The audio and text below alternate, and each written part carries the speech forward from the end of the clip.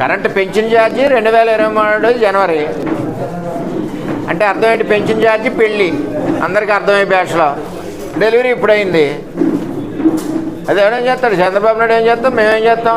అంతా బ్రష్ పెట్టి చేసింది జగన్మోహన్ రెడ్డి. అన్నీ చేసేసి ఆ పోయేటప్పుడు ఈ పెళ్ళి ఎందుకు చేయడు? ఆగిపోవచ్చు కదా. ప్రజలు కలిసి వచ్చింది కదా, మేము పెంచం కదా. కూటమి ప్రభుత్వం పెంచదు కదా. నువ్వు పోయేటప్పుడు పెళ్ళి ఎందుకు చేసిపోయావు?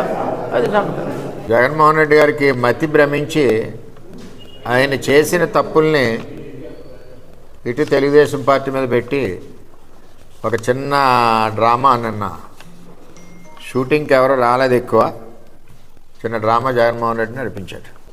5 సంవత్సరాల్లో 10 సార్లు జగన్మోహన్ రెడ్డి గారు కరెంటు ఛార్జీలు పెంపిన ఘనత జగన్మోహన్ రెడ్డిది. ఈయన అవినీతి వలన విద్యుత్ భారాలు అంటే విద్యుత్ నష్టం భారాలంటే 1,29,000 కోట్ల రూపాయలు జగన్మోహన్ రెడ్డి అవినీతి వలన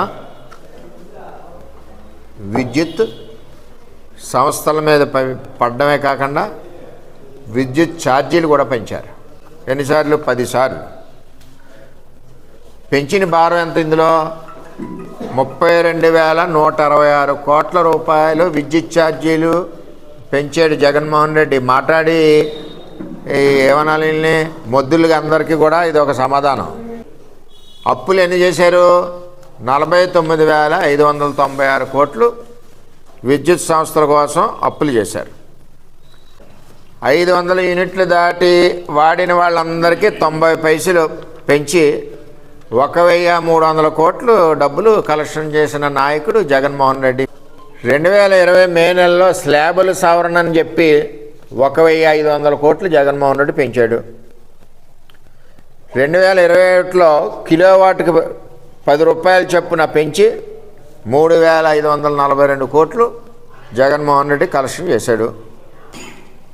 20లో స్లాబుల సవరణని 1,500 కోట్లు, 22లో స్లాబులు కుదింపని చెప్పి 3,900 కోట్లు, విద్యుత్ కొనుగోలు సర్దుబాట్లు అని చెప్పి 3,882 కోట్లు. మళ్ళీ 23 మే నుంచి fuel and purchase craft adjustment అని చెప్పి 400 కోట్లు. 23, 24లో పెంచినవి వాళ్ళు పెంచినయే ఇప్పుడు వీళ్ళు డప్పేసి చెప్పింది.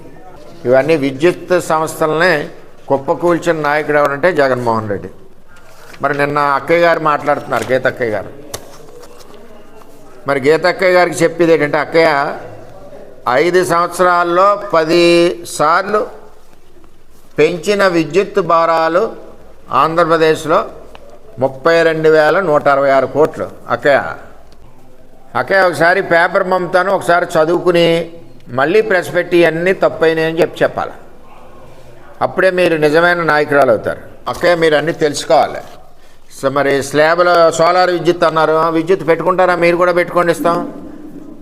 సోలార్ విద్యుత్ అందరికీ ఇస్తున్నాం, సబ్సిడీ మీద వస్తుంది, నాణ్యమైన విద్యుత్ వస్తుంది.